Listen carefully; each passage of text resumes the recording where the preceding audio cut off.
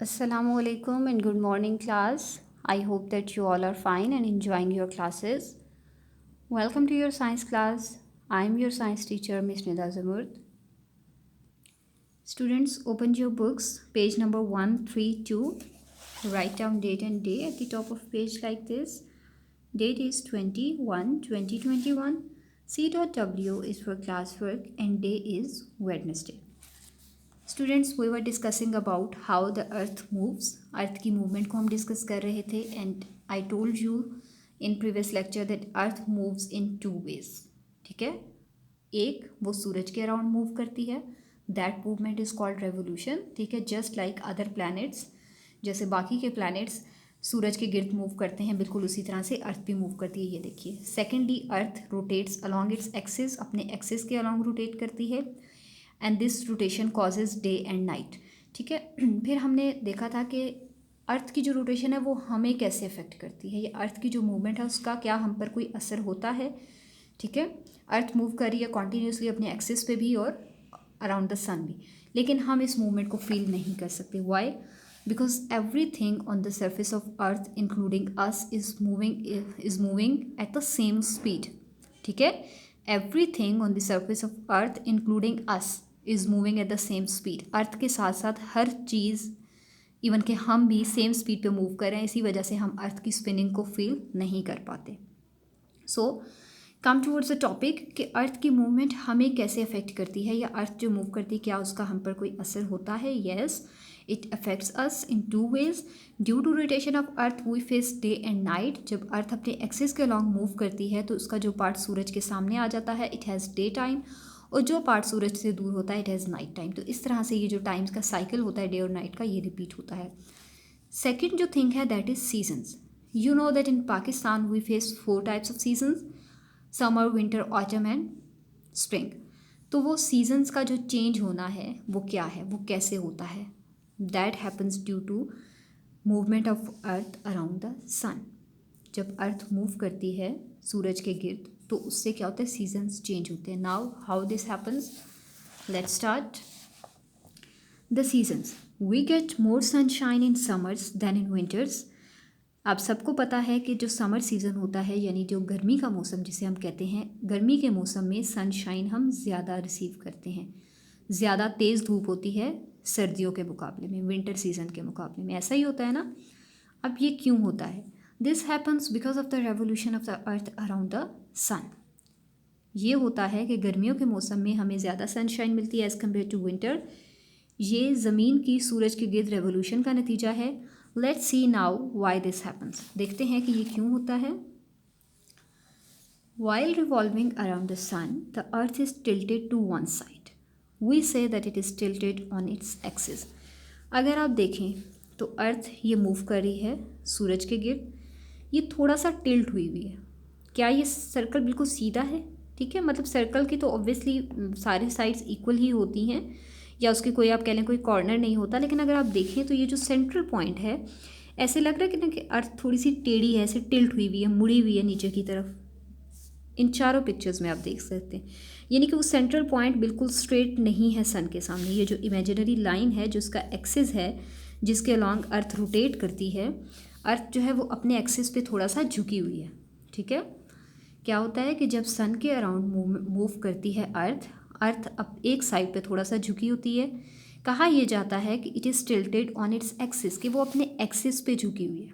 ठीक है, we can see clearly that when the north pole is tilted towards the sun, the south pole is tilted away from the sun.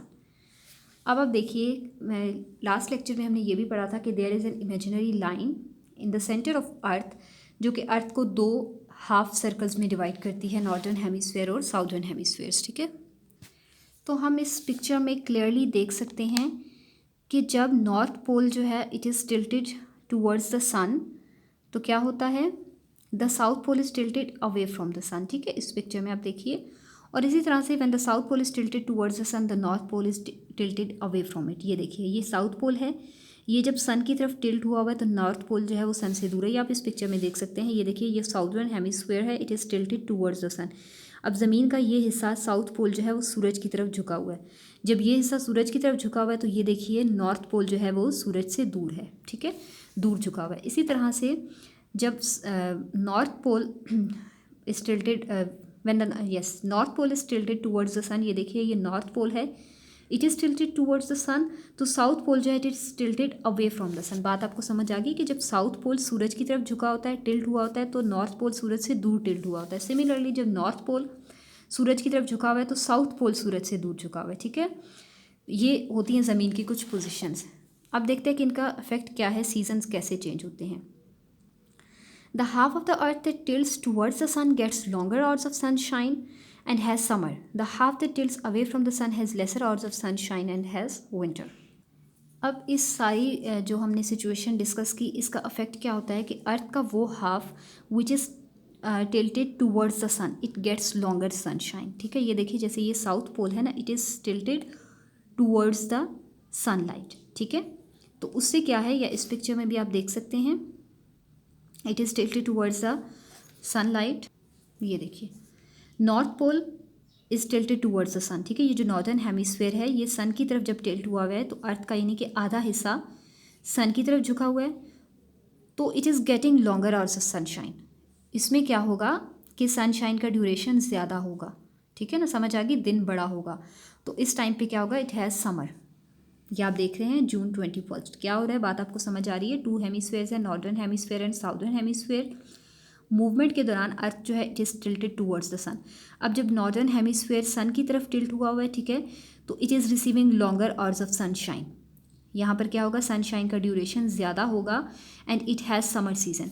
Similarly जो southern hemisphere है when it is tilted towards the sun, और ये जो northern hemisphere it is tilted away from the sun, so it will receive less hours of sunshine. यहाँ पर क्या होगा, sunshine का duration कम होगा, that's why it has winters, ठीक है। बात समझ आ गई आपको कि जब अर्थ मूव करते करते जैसे जैसे अर्थ सूरज की तरफ अपने डिफरेंट पार्ट्स को एक्सपोज करती है, और क्योंकि वो टिल्ट हुई होती है एक साइड पर, तो जब उसका जो पार्ट सूरज की तरफ टिल्ट हुआ होता है वहाँ पर क्या होता है, सनशाइन का ड्यूरेशन ज़्यादा होता है and it has summer season. And which part is tilted away from the sun, it receives less hours of sunshine and it has winter season. December 21 को हमारी अर्थ की ये पोजीशन होती है, ठीक है, और June 21 को हमारी अर्थ की ये पोजीशन होती है, ठीक है। यहाँ पर समर सीजन है और यहाँ पर विंटर सीजन है। June 21 को भी there are some countries which have winter season, वो कंट्रीज जो साउदर्न हेमिस्फेयर पे मौजूद हैं, ठीक है। When the northern hemisphere has summer, the southern hemisphere has winter.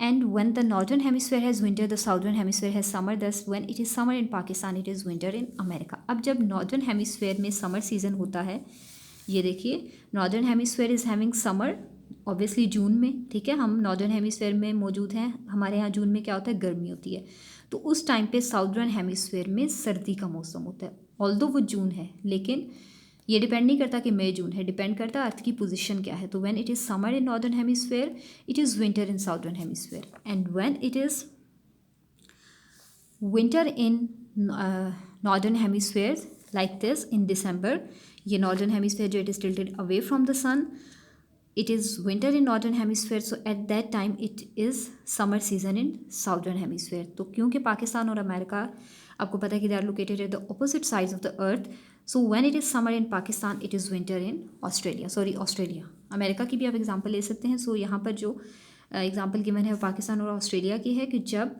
Pakistan में समर सीजन है तो उस टाइम पर ऑस्ट्रेलिया में विंटर सीजन है, because Australia is located at the southern hemisphere. So I hope कि आपको क्लियरली समझ आ गया होगा कि ये क्या है, ठीक है। When it is summer in southern hemisphere, it is winter in northern hemisphere, और इसी तरह से जब नॉर्दर्न हेमिस्फीयर में समर सीजन होता है तो साउदर्न हेमिस्फीयर में विंटर होता है। डिपेंड किस पे करता है, movement of earth around the sun, ठीक है। जैसे जैसे अर्थ मूव करती है, अर्थ का जो पोर्शन सनलाइट की तरफ टिल्ट हुआ होता है वहाँ पर समर सीजन होता है, and the portion which is tilted away from the sunlight, it has winter season. I hope so this is clear to you. If you still have any query, you can contact me on my WhatsApp number. Thank you so much. Allah Hafiz.